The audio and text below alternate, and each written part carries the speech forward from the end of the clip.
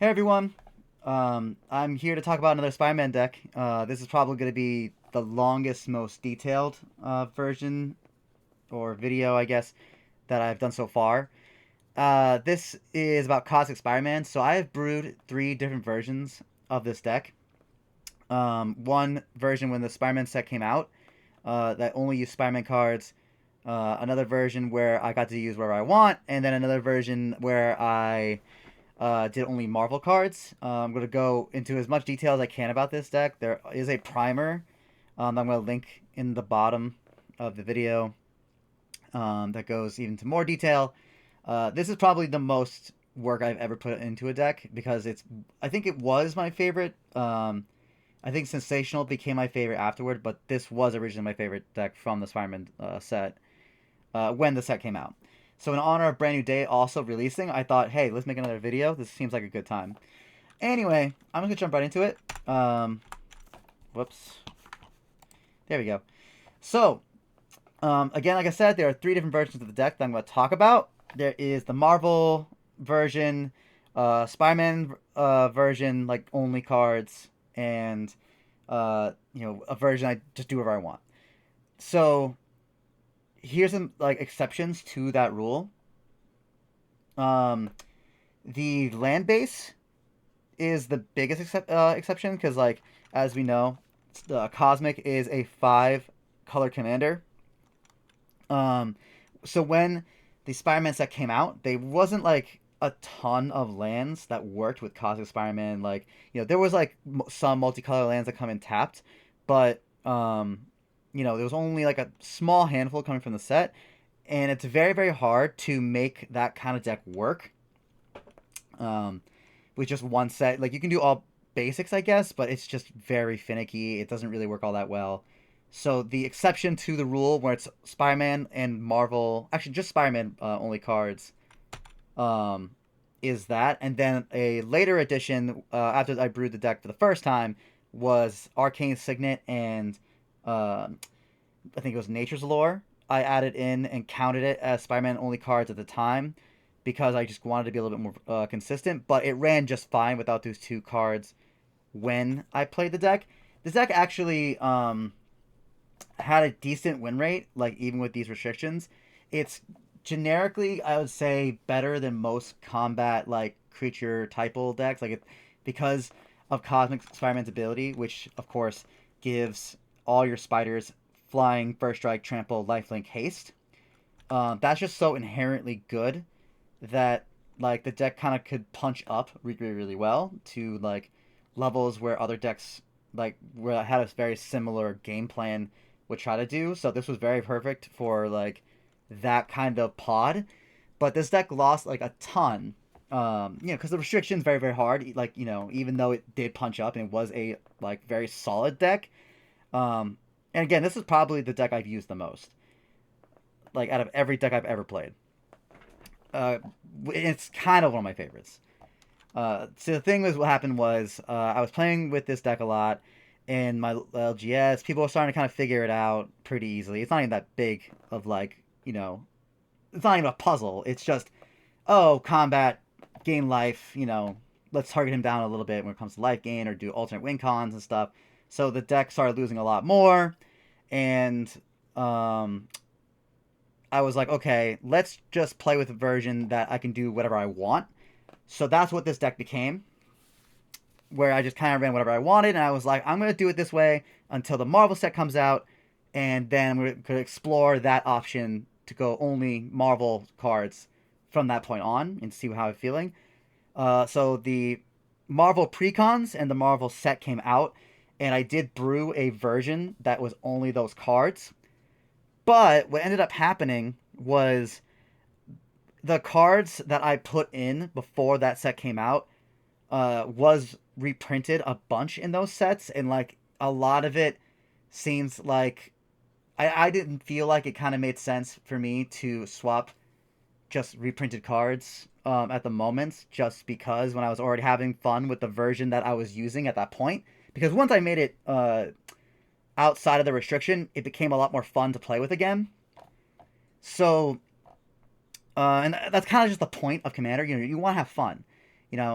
sure, even when I was losing, I was having fun, but it was kind of just starting to become monotonous and was feeling like it wasn't doing its game plan. Like you'd only be doing one thing per turn and one board wipe, and if you don't have some kind of counter spell or protection, kind of falls apart.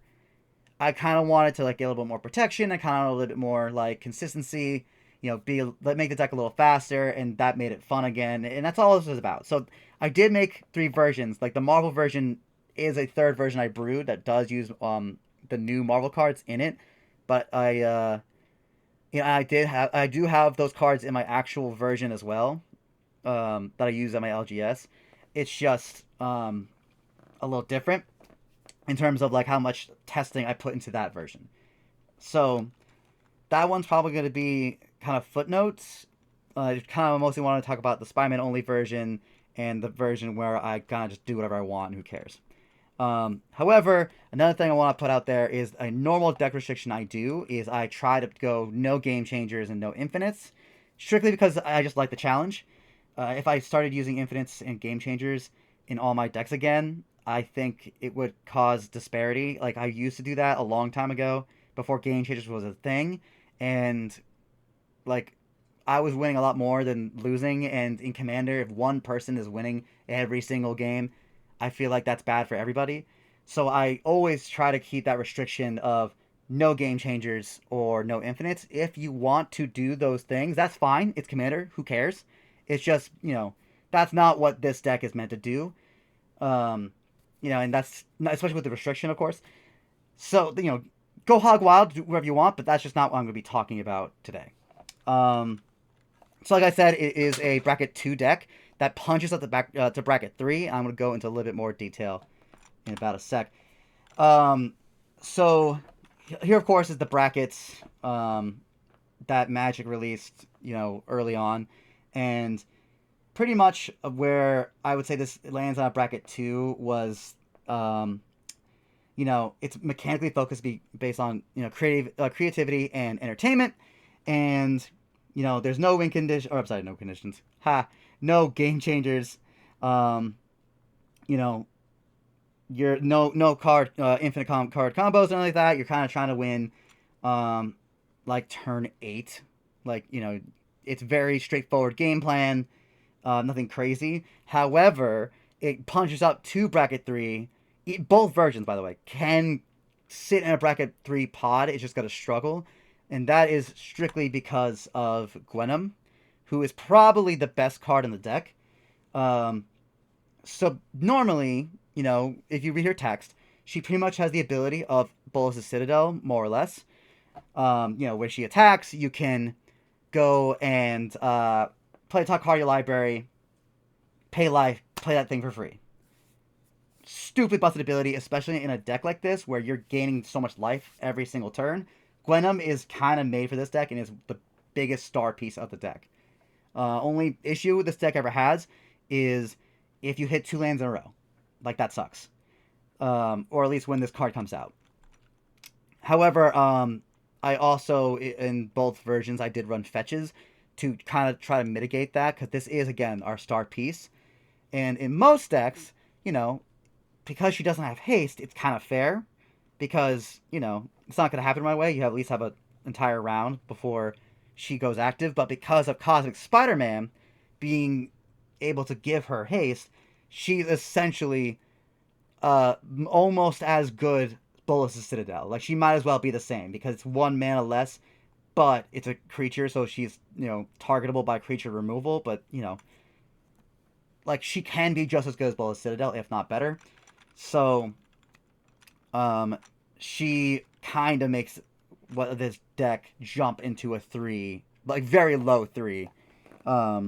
She by herself can do that. So that's why I'm like, okay, it can punch up to bracket 3. If you're a bracket 3 pod, that's okay. It's just, I still wouldn't necessarily say it's a bracket 3 deck, but this is the main card that would, of course, put it there. I ran this through a website. I can't remember. It's a very popular one, about its power level. So this is kind of like, this is the Spider-Man cards only version, where it has everything at power level. So it does put it as a 3. So, like I said, it kind of is, but at the same time, I count it more as a 2, but high 2, low 3, where it's going to be good against other decks that do combat stuff. But let's say your opponents start doing game changers, infinite combos, and all that stuff, it's going to start to fall off, especially if we're using the version that is just Spider-Man cards. So when it talks about, these stats, where we're talking about tipping point, pretty much it's talking about how much mana you need in order to assess the majority of the power of the deck. So the mana curve, if you were looking, I think it's not there, but pretty much most things in this deck tries to stay at a CMC 3, because you're trying to be as cost effective as possible, but there just isn't that many 2 CMC cards when it is only Spider-Man set cards at the time. Now that there's a Marvel set, if you want to do that version, or if you want to do the version of running whatever you want, of course that changes. I'm just in the conversation of only Spider-Man cards. Again, mostly everything is 3, so that's kind of where you're sitting at. And most of the time in your opening hand, you want to be at 3 lands. That's a very keepable hand most of the time, because you're going to, logically draw into 2 lands, or be able to do something in the middle part of the game where your commander is going to be very, very relevant. So there are 6 spells with mana value 1, 2 of them which are permanents, 9 that are mana value 2, 14 permanents, CMC 2, 3 with mana value 3, 12 permanents, CMC 3. So actually, I guess this chart is kind of saying something a little bit different. It's just, for me, the relevant stuff was at 3. I don't know. And so on and so forth. It's a pretty decent curve.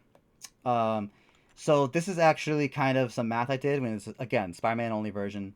So your chances of drawing ramp in this deck, you're only route, and because of the restriction of Spider-Man cards only, you are only allowed to run only a certain amount of ramp.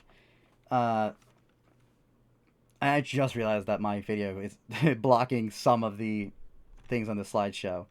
But that's okay. So, pretty much most of the ramp spells, CMC, are CMC 3 and 5, like I said. Some of which are CMC 2, like the red-green one. I can't remember the top of my head. But, there's a 48% chance that you're going to draw a CMC 2 ramp spell turn 2, assuming there is no mulligan. With 1 mulligan, that's going to increase your chances to 73%, is which was written where my face is blocking that. So with a mulligan, you're about 73% chance of hitting ramp, which is very important in a CMC, in a 5-color deck. So there is about 11 total ramp cards in this version of the deck. 69% chance you'll draw a ramp spell by turn 3, again assuming no mulligan, and with a mulligan it's about 90% chance that you'll hit that. So these are all the CMC 2 or less ramp spells, which is Soulstone, Cheering Crowd, Earth's Mightiest Emblem, 3 Visits, Spider-Man Manifestation, that was the card I was just thinking of, and of course Soul Ring. So the thing about Soul Ring in this deck that's actually not as good, I mean, you still want it, you want Soul Ring. But, because we are in 5 colors, Soul Ring isn't always the best ramp spell. Soulstone actually requires you to have black before you play it down. So, if you have something that taps for black and any other color, Soulstone is okay. Cheering Crowd, I actually have a lot of mixed feelings with, and I'll go into that a little bit later. Arcane Signet is Arcane Signet. Dark Ritual, again, you need black already to make it work, but let's say you're trying to get Gwenem in very early. There's been lots of times where Dark Ritual was really good at the time. 3 Visits, phenomenally fine. It's probably the best ramp piece because you can get pretty much anything as long as it's a forest. Sure, you need a green to begin with, but as long as the same thing, logic as Soulstone, those are probably the best ramp in the deck. Next is CMC 3 ramp spells, which would be Guy in the Chair, Hot Dog Cart, Supportive Parents, and J. Jonah Jameson. I think he was the last to include, and he was okay because it required to hit somebody, right? Yeah, so you needed a creature with menace to attack, and there would be a lot of board states where you didn't want to attack because you might lose that menace piece, making J. Jonah Jameson's probably the weakest of these 4 in terms of ramping in this deck. Guy in the Chair was fine, generic I'm sorry, 3 mana. Taps for anything. He was all right. Supportive Parents was actually a very good include in this deck because there were so many spiders that kind of just were low attacking, or like you kind of just want to tap for any colors. Supportive Parents, I think, out of these four are kind of the best. Hot Dog Cart was my favorite because it was just funny, and of course taps for anything. Uh, Weirdly enough, like I don't know what happened, but I became like the Cabbage Man every time I played this card because someone would always blow up my Hot Dog Cart when I played it. I don't even get it. It's like every single time I played Hot Dog Cart, someone had to blow it up. It was so obnoxious. But that's probably my favorite ramp piece in this lineup.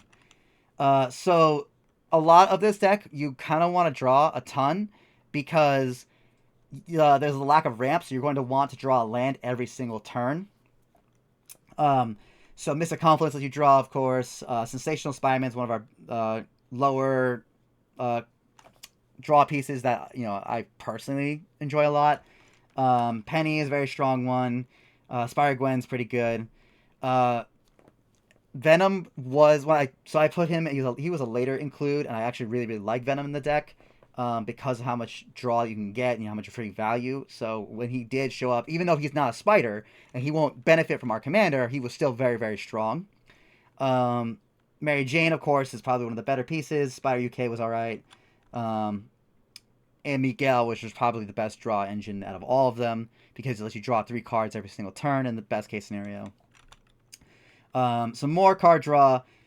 Ponder, Brainstorm, Frantic Search, and Parker Luck. That one came in and out of the deck when I was in testing. There were games where Parker Luck could win, and because you have so much life, Parker Luck was pretty good. It was kind of acted like more like a Sylvan Library. Like more or less. So Parker Luck was really good. Brainstorm and Ponder were the first removals when I was trying to build the version that I wanted to run anything I wanted. Because they were kind of whatever. They were alright. I think Frantic Search is still in the deck just because I just really like that Frantic Search. Protection spells. This is kind of the most important part of this deck because your commander is so, important to the game plan. You need to protect your commander at all costs.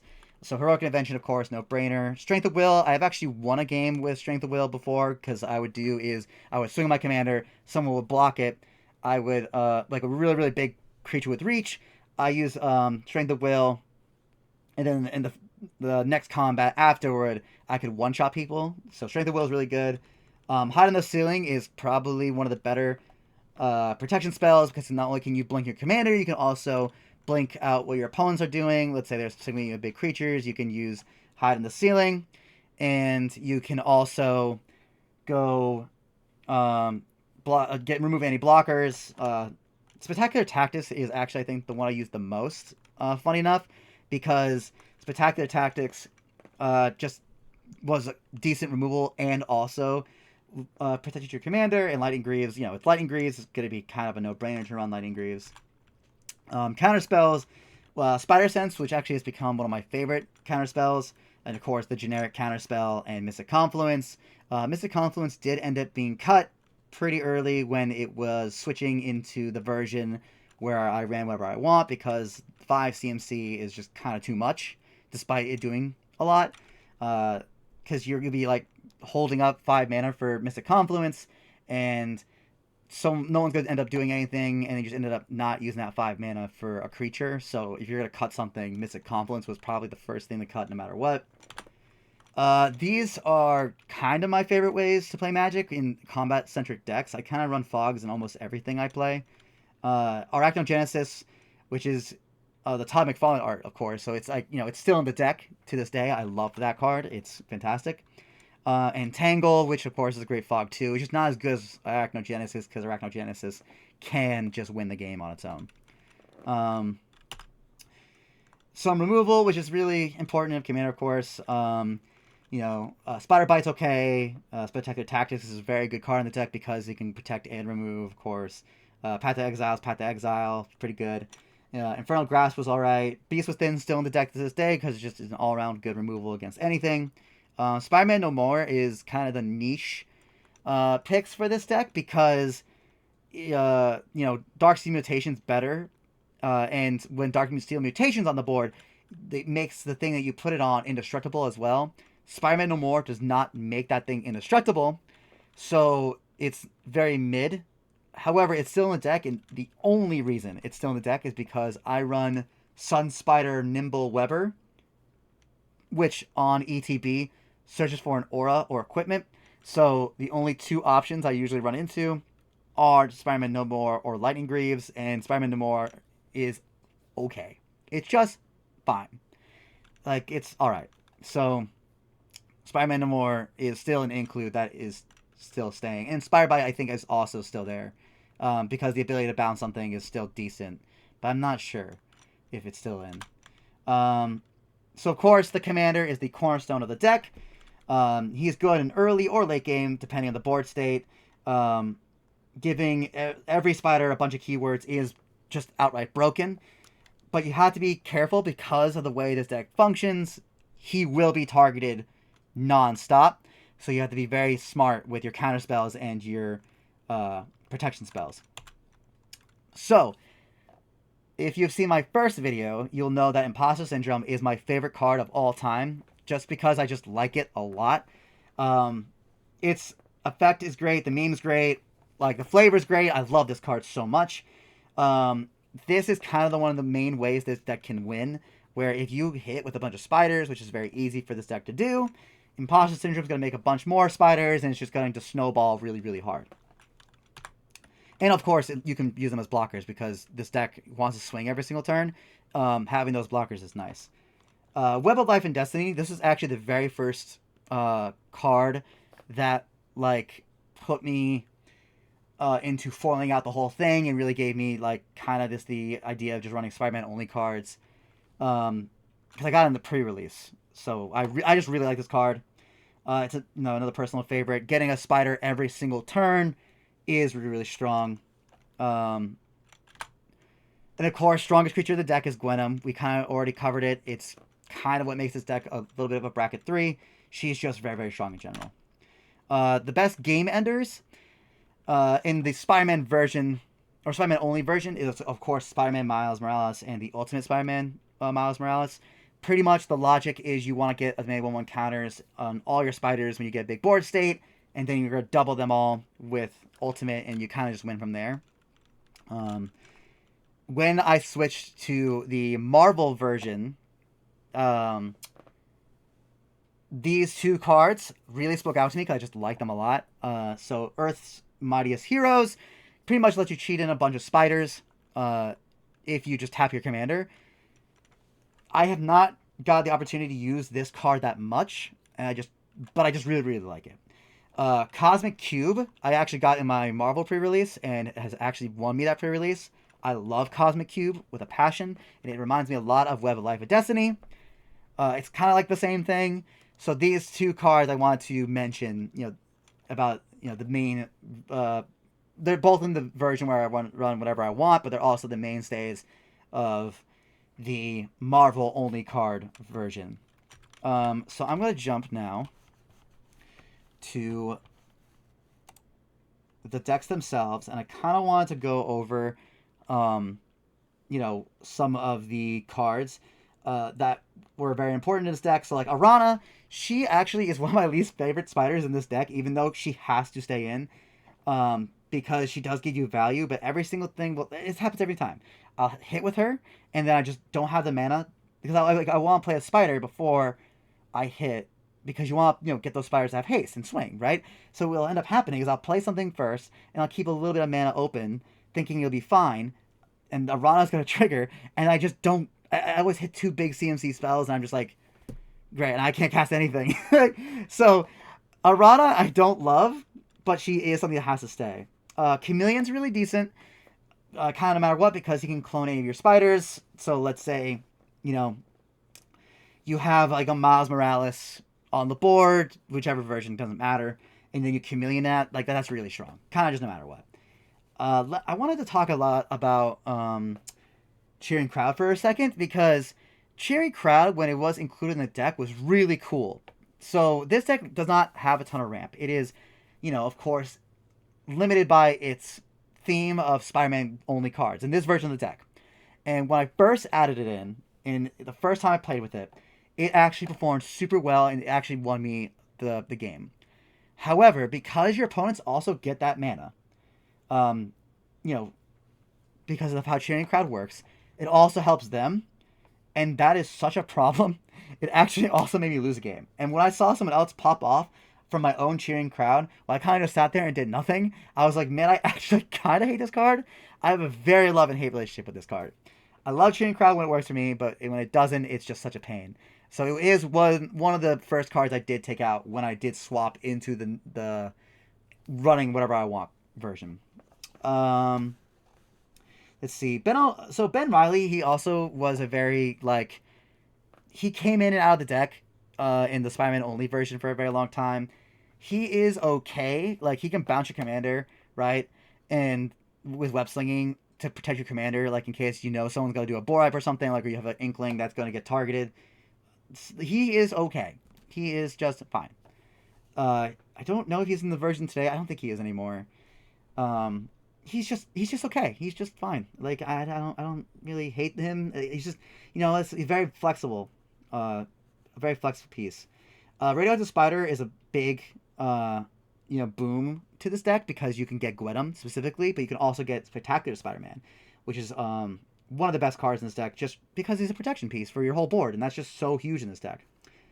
Peter Parker, which turns into the Amazing Spider-Man.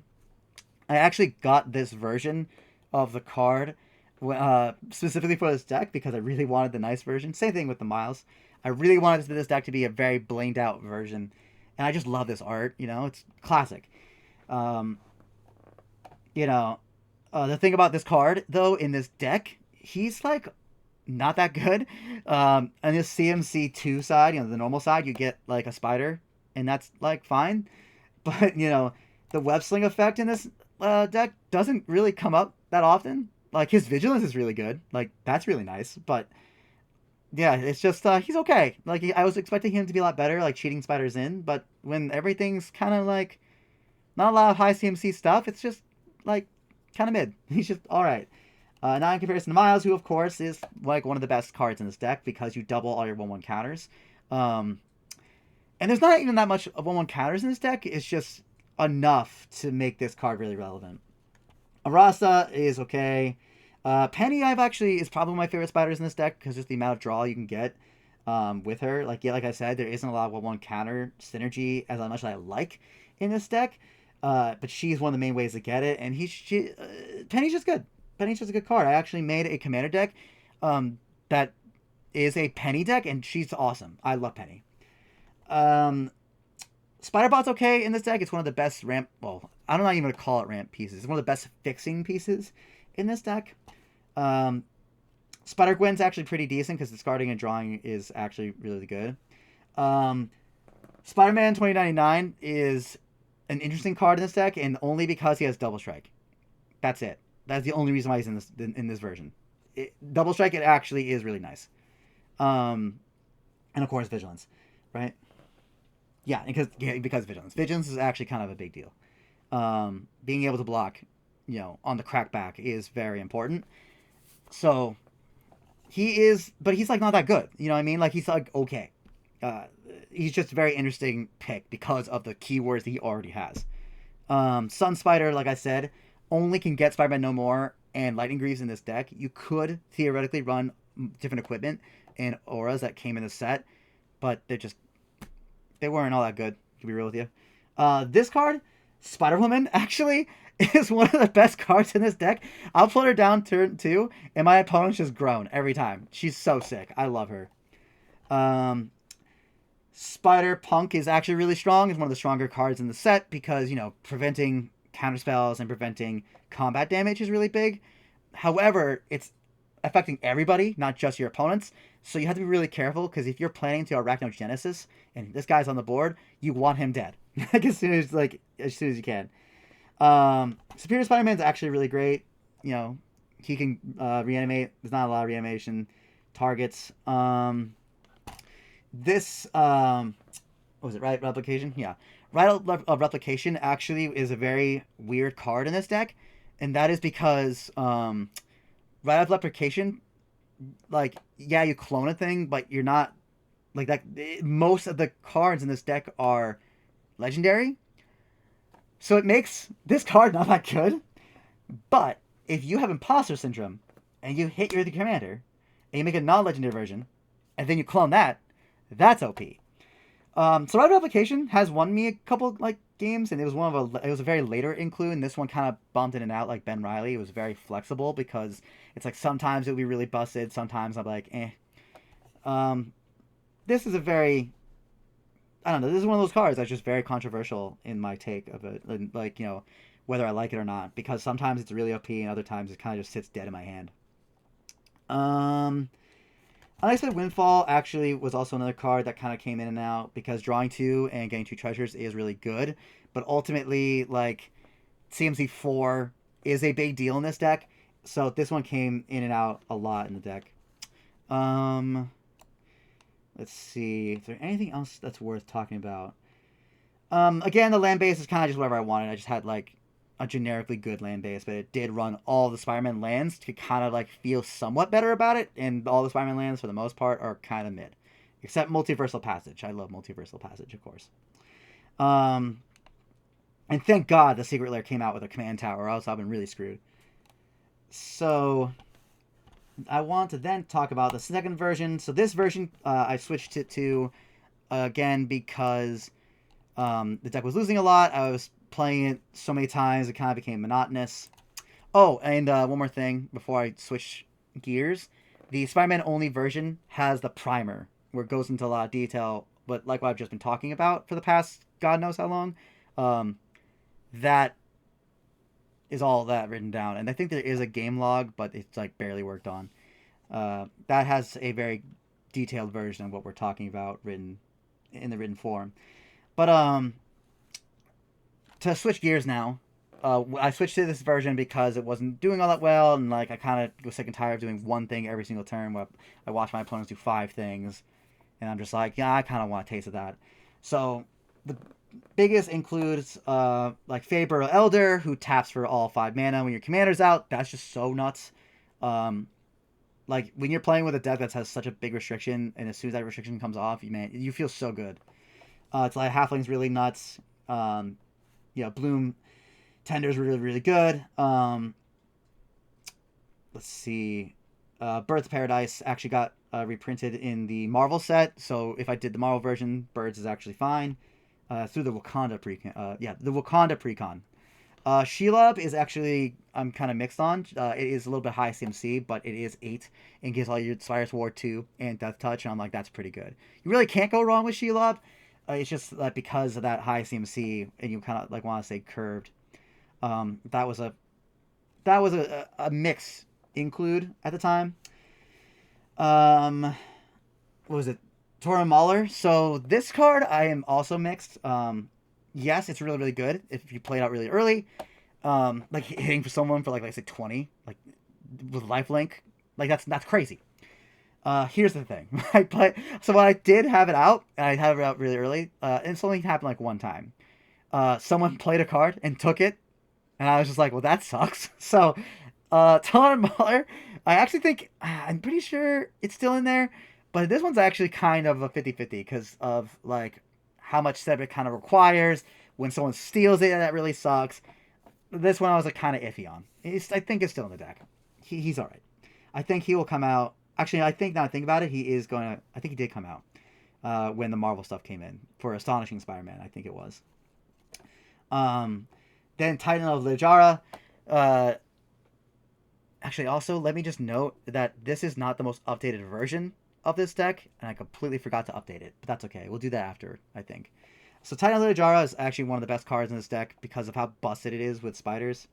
I don't think it needs explaining. They did reprint this card in the villain precon, and I think it has Loki on it. This does go in the version of Marvel only cards, but this is a crazy good card because of how much value it gives you. Let's see, more ramp. Raise the Palisade was a really good typal, removal spell that did get reprinted in the Marvel precon, so that was pretty huge if you wanted to do Marvel only. One of the best cards is Relentless Assault, because getting multiple combats in this deck is just insane. Also Savage Beating, but Savage Beating is actually not the best card ever, because if you hit it with Gwenum and it's not the very first card you hit, like if you go 3 cards down and this is the 3rd card down after Gwenum attacks, that sucks. So this card is okay. It's not as good as Relentless Assault, but when you do get to go off for 7, that can just win the game. Swan Song came in, perfectly reasonable card. Let's see, Black Market Connections, which actually also got reprinted into Marvel, but was really, really good at this deck because, getting a treasure is really strong, getting a changeling is really strong. Like, all 3 modes would go because you can afford it. Sylvan Library was a huge include in this deck that pops up a lot because, Sylvan Library is just super good. You can afford to take that life. So Sylvan Library is crazy good in this deck. Kindred Discovery, which of course got a reprint in I can't remember which one got reprinted in, but it is reprint. I think it's a hero one, has Kindred Discovery, so you can do that in an all Marvel version. And Kindred Discovery is a huge plus in this deck. Guardian Project's okay. Guardian Project is okay. And of course the land base is the land base, and then we're gonna go to the 3rd version, which is Marvel only cards. What the deck is right now is just whatever I want, but it's more similar to this than all the others. It's just like the restriction of only Marvel cards is not put in place. Like, I still run Delighted Halfling, I still run Favorite Elder, I still run I don't remember but like there was a couple that were just like quality of life ramp cards that stayed in the deck to this day. Even when I brewed this Marvel version, I was just like, nah, I'm just gonna play with whatever I want, and I'm going to make it more Marvel centric than it was like a set ago. But and that might change. I might just switch to all Marvel again and try to haul it all out. But some, like I said, some includes Astonishing Spider-Man. I actually haven't got the opportunity to use Astonishing in Cosmic that much, but I really love Astonishing Spider-Man, and I'm going to, of course, make a video about that at some point. That deck is really sick, and I want to play with it a lot more as the commander. Another protection piece in the form of Spider-Man to the Rescue. That's awesome. We love that. This Spider-Woman, this new one, doesn't come up like at all. She's fine. Topping something down forever is pretty cool. Better than most other spiders. Let's see. Yeah, so here's some of the reprints. Like Farseek got a reprint in the Marvel set. So that's what I'm saying. Like, when I was making this version, I was just like, why even bother switching to Marvel cards only at this point? It's got to be like the exact same deck. So I was just like, like sometimes you just kind of like just do whatever you want. Relic of Legends, that is something that's not in the deck right now, but that is in the Marvel set, and that is pretty good. If you want to do that. The Soul Stone's okay. Oh, sorry, the Soul Stone. The Mind Stone is okay. It's okay. It's alright. Ramp is ramp. Better than like most 2-mana ramps spells, and you kind of want to stay in Marvel. It's a good card. I think it is in the version that I just remove whenever I want, just because it's cool. Like, why not? Cosmic Cube, like I said, awesome card. I adore that card. Oh, and the Warstorm Surge. That's right.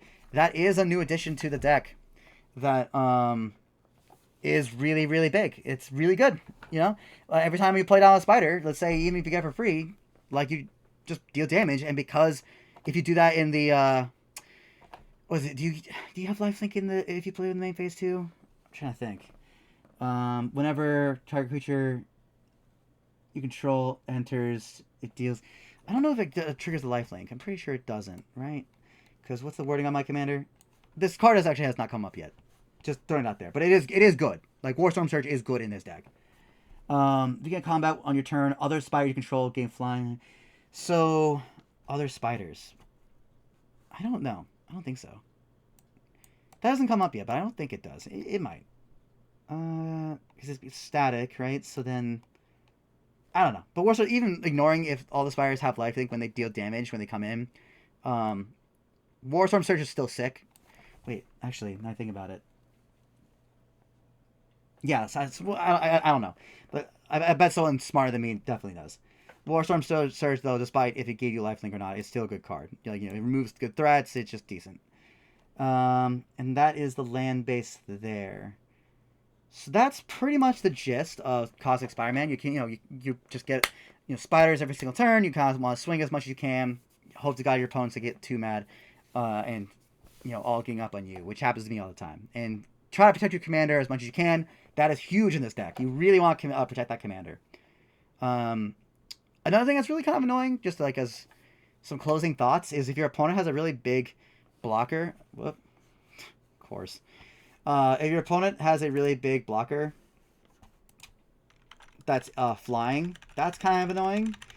There's been times where... Sorry, I'm just going to go to this. So some closing thoughts. Um, if your opponent has a really big blocker... Actually, I've had times where all opponents have really big blockers for Cosmic, and I'm like, that sucks. You're going to have to, do some removal and stuff. Try to counter... use your counter spells for board wipes, or to try to prevent people from, like, winning the game. And this deck is lots of fun. Just giving all the keywords to all your creatures, like that's just so good. I wish it gave vigilance, but it doesn't. So that is kind of a big deal with the spiders that do have it. And I bet you my bottom dollar when more Marvel sets come out, there'll be more additions to this deck, and I'll talk about it a lot more. But that's kind of just the gist. Feel free to comment. We can talk more about this card. I just really love this deck, and Spider-Man in general, and that's kind of what led me down making this channel. Just the amount of work I put into this deck. Anyway, that's just about it. Have a great rest of your day, and enjoy the Spider-Man movie. Let's see what that... Okay, there it is. All right. Peace.